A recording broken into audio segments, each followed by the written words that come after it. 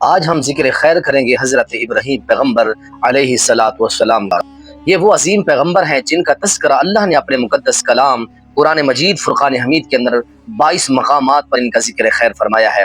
سورہ شعراء 19ویں پارے میں رب العالمین سے دعا کرتے ہیں، فرماتے ہیں کہ وَاجْعَل لِي لِسَانَ صِدْقٍ فِي الْآخِرِينَ، اے میرے پروردگار میرا تذکرہ پیچھے آنے والے لوگوں میں میرا ذکر زندہ رکھنا، جاری رکھنا۔ یہ آپ کی دعا کی مقبولیت کا نتیجہ ہے۔ دنیا کے اندر 3 بڑے مذاہب ہیں، مذہب اسلام، مذہب یہود اور مذہب عیسائیت، اور تینوں مذاہب کے لوگ کہتے ہیں کہ حضرت ابراہیم پیغمبر ہمارے ہیں۔ رب العالمین جواب دیتے ہیں، ما کان ابراہیم یہودیہ ولا نصرانیہ ولکن کان حنیفا مسلما۔ نہ وہ یہودی ہیں نہ وہ عیسائی ہیں، وہ صرف پکے سچے حنیف اور مسلمان انسان ہیں۔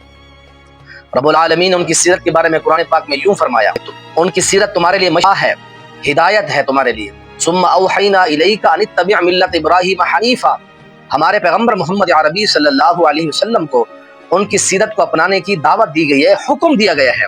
اور اسی طرح ایک اور مقام پر فرمایا، قد کانت لکم اسوۃ حسنۃ فی ابراہیم، حضرت ابراہیم پیغمبر علیہ السلام کا جو زندگی ہے، ان کے جو تبلیغ ہے، وہ تمہارے لیے بہترین نمونہ ہے۔ کہ عراق کا پرانا شہر جسے بابل کہا جاتا ہے، کوفہ کے قریب ہے، جس کے مشرقی جانب دجلہ اور مغربی جانب فرات ہے۔ یہ وہ شہر تھا جس کو سب سے پہلے حضرت ابراہیم پیغمبر علیہ السلام نے آباد کیا۔ آپ کے بعد آپ کے بڑے بیٹے جن کا نام تھا حام، انہوں نے اس علاقے کو آباد کیا۔ پھر حام کی نسل سے ایک آدمی پیدا ہوا جس کا نام تھا کنان بن کوش، اس نے اس علاقے کو آباد کیا۔ کنان بن کوش کا پھر بیٹا ہوا جس کا نام نمرود تھا، وہ اس علاقے کا والی اور سردار بنا۔ حضرت نوح پیغمبر کے دوسرے بیٹے تھے سام، سام کی نسل سے جو ہے حضرت ابراہیم علیہ السلام کے والد تارخ پیدا ہوئے۔ تو حضرت ابراہیم علیہ السلام پھر اسی تارخ، حضرت ابراہیم علیہ السلام کے جو دوسرے بیٹے ہیں سام، ان کی نسل سے جو آدمی پیدا ہوا تارخ، اس کے بطن سے پیدا ہوئے، ان کے جو ہے نسل سے، خاندان سے حضرت ابراہیم پیغمبر علیہ السلام پیدا ہوئے۔ اور حضرت ابراہیم علیہ السلام کے جو والد تھے جن کا نام اللہ تعالیٰ نے قرآن پاک کے آزر بیان کیا، یہ بت پرست بھی تھے، بت فروش بھی تھے، اور نمرود کے مشیر اعلیٰ بھی تھے۔ بت پرست تھے، بتوں کے ماڈل بناتے، پتلے بناتے، مجسمے بنا کر بازاروں میں خرید و فروخت بھی کرتے، اور ان کو خود اپنا خدا بھی سمجھا کرتے تھے۔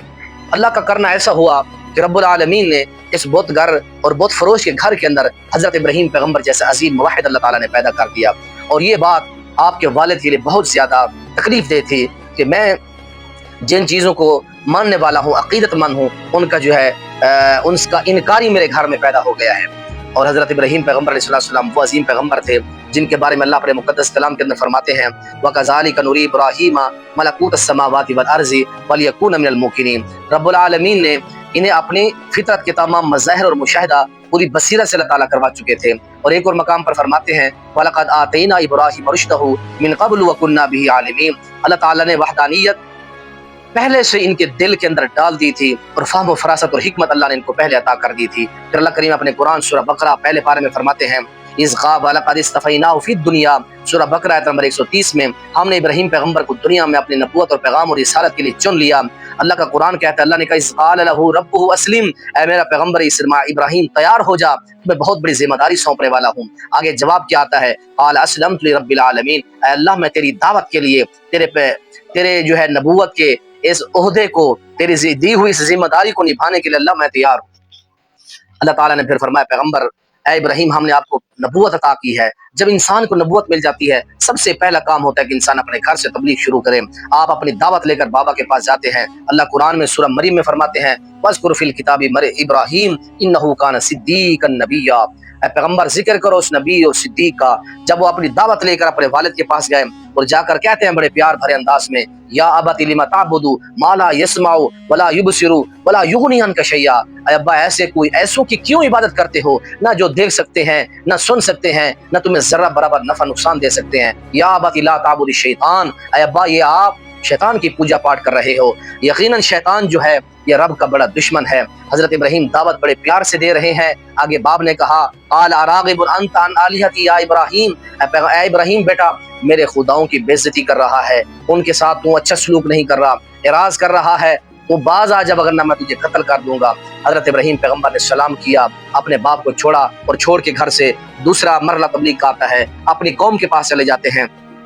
قوم کا حال اور عالم یہ ہے، قوم کے لوگ اجرا میں جو ہے کوئی سورج کا پجاری ہے تو کوئی چاند کا پجاری ہے، کوئی ستاروں کا پجاری ہے، کوئی نمرود کا پجاری ہے، کوئی پتلوں کا پجاری ہے، کوئی مجسمے اور ماڈل بنا کر ان کو اپنا خدا سمجھے بیٹھا ہے۔ آپ جاتے ہیں فلما جن علیہ اللیل رأى کوكبا، آپ کی تبلیغ کا یہ دوسرا مرحلہ ہے۔ قوم کے پاس جا کر جب دیکھا کہ رات چھا گئی، ایک جو ہے ستارہ چمکنے لگا، فرمایا میرا یہ رب ہے۔ جیسے جیسے رات ختم ہوتی گئی اس کی روشنی مدم ہو گئی، فرمایا فلما افل قال لا احب الافلین، میں غروب ہونے والوں کو، میں چھپنے والوں کو خدا نہیں مانتا۔ پھر کیا دیکھتے ہیں فلما رأى القمر بازغا، چاند دیکھا جو ستارے سے زیادہ چمک رہا ہے، کہا میرا یہ خدا ہے۔ آخرکار اس کی روشنی بھی مدم پڑ گئی، وہ بھی چھپ گیا، کہا کہ میں چھپنے والوں کو رب نہیں مانتا۔ یہ حدوثی چیزیں ہیں، ایک ٹائم میں ہوتی ہیں، دوسرے وقت میں یہ نہیں ہوتی۔ میرا رب وہ ہے جو ہر وقت الحی القیوم ہے، لا تاخذہ سنۃ ولا نوم ہے، جسے نیند کیا اسے اونگ تک نہیں آتی، ہر وقت زندہ و جاوید ہے، پوری اپنی انسانیت اور خلقت کو چلا رہا ہے، دیکھ رہا ہے۔ بالآخر قوم نے نہ مانا۔ اللہ قرآن میں فرماتے ہیں وحاجہ قوم، آپ کی قوم آپ سے جھگڑنا شروع کر دیتی ہے۔ اللہ قرآن پاک کے 17ویں پارے سورۃ الانبیاء میں آپ کی تبلیغ کا ایک تیسرا مرحلہ بیان فرماتے ہیں۔ حضرت ابراہیم پیغمبر علیہ السلام اپنی قوم کے لوگوں کو کہتے ہیں، اس سے پہلے ایک اور تبلیغ کا مرحلہ ہے سورۃ الشعراء 19ویں پارے کے اندر۔ حضرت ابراہیم پیغمبر قوم کے پاس جا کر کہتے ہیں اے میری قوم کے لوگوں، بتاؤ یہ جو تم تصویروں کے اوپر مجاور بن کے بیٹھے ہو، یہ تصویریں تمہیں کوئی فائدہ دیتی ہیں؟ یا جن کو تم نے اپنا خدا بنا کر ان کی قبروں کے اوپر، ان کے جو ہے قبے بنا کر، ان کے آستانے بنا کر ان کے اوپر تم مجاور بن کے بیٹھے ہو، کیا یہ تمہارا کچھ نفع نقصان کے مالک ہیں؟ وَاتْلُ عَلَيْهِمْ نَبَأَ إِبْرَاهِيمَ إِذْ قَالَ لِأَبِيهِ وَقَوْمِهِ مَا تَعْبُدُونَ قَالُوا نَعْبُدُ أَصْنَامًا فَنَظَلُّ لَهَا عَاكِفِينَ۔ ان کے تم مجاور بن کے بیٹھے ہو، تمہیں کوئی نفع نقصان دیتے ہیں؟ اللہ آپ نے جا کے 2-3 سوال کیے۔ پہلا سوال یہ تھا کہ هل ينفعونكم أو يضرون، کیا تمہیں کوئی نفع دیتے ہیں، تمہیں نقصان دیتے ہیں؟ هل يسمعونكم إذ تدعون، جب تم انہیں پکارتے ہو تمہاری پکار سور سنتے ہیں؟ آگے جواب کیا آتا ہے قالوا بل قالوا، ہم تو اسی طرح کرتے آ رہے ہیں جس طرح ہمارے آباء و اجداد کیا کرتے تھے، ہمیں کوئی پتہ نہیں ہے کیا کرتے ہیں۔ تو آپ نے فرمایا آؤ میں پھر اپنے رب کا تعارف کراتا ہوں۔ مجھے جب بھوک لگتی ہے تو میرا رب مجھے کھانا کھلاتا ہے، مجھے پانی پلاتا ہے، جب بیمار ہوتا ہوں مجھے وہ شفائیں دیتا ہے، میرے زندگی کے تمام معاملات میرے رب کے اختیار کے اندر ہیں۔ میں اختصار کے ساتھ بیان کر رہا ہوں، آپ سورہ شعراء کے اس مقام کو آپ اچھی طرح سے پڑھ سکتے ہیں۔ اس کے بعد آپ کی تبلیغ کا چوتھا مرحلہ جو ہے یہ سورۃ الانبیاء کے اندر ہے۔ وَلَقَدْ آتَيْنَا إِبْرَاهِيمَ رُشْدَهُ مِن قَبْلُ وَكُنَّا بِهِ عَالِمِينَ، یہ پورا آپ جو ہے رکوع پڑھ کے دیکھیں۔ حضرت ابراہیم پیغمبر علیہ السلام کے پاس قوم کے لوگ آتے ہیں، آ کر کہتے ہیں کہ کیسا یہ نوجوان ہے، ہمارے خداؤں سے متاثر نہیں ہوتا، یہ اپنے خداؤں کی عقیدت کے اندر میلہ کیا کرتے تھے، آپ کو دعوت دینے کے لیے آئے۔ تو حضرت ابراہیم پیغمبر علیہ السلام کو متاثر کرنے کے لیے، تاکہ ہمارے خداؤں کے کرتب دیکھیں اور متاثر ہو جائیں۔ فَنَظَرَ نَظَرَةً فِي النُّجُومِ، آپ نے نظر اٹھا کر کہا کہ تم مجھے دعوت دینے کے لیے آئے ہو، لہٰذا انی سقیم، میں بیمار ہوں، میں تمہارے اس فنکشن کے اندر، اس عرس یا تمہارا یہ جو بھی ہوتا ہے برتوں کی عقیدت میں جو تم نذرانے پیش کرتے ہو یا جو تم دھمالے ڈالتے ہو، لہٰذا میں نہیں آ سکتا، میں بیمار ہوں، میری معذرت قبول کرو۔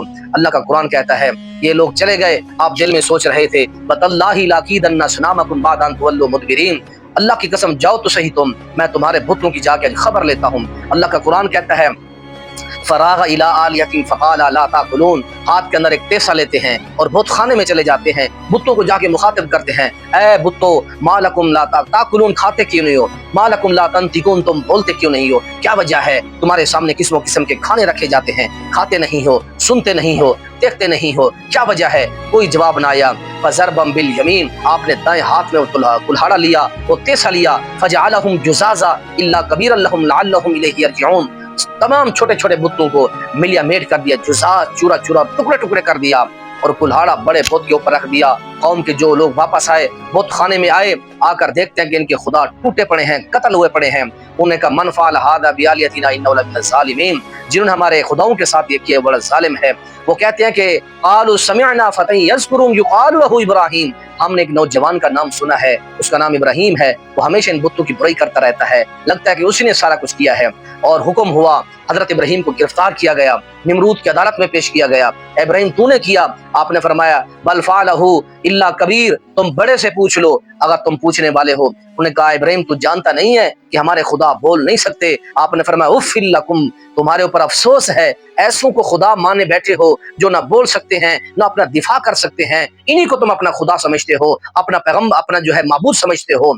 और शर्म से उनके सर झुक गए, उनके पास कोई जवाब न था, उनके पास कोई दलील न थी, आपको कोई जवाब न दे सके, बेजा जो है लाजवाब हो गए और जो है शिकस्त खुर्दा हो गए। वक़्त का पैगम्बर है, अकेला बादशाह के सामने खड़ा है, सारी सल्तनत दुश्मन है।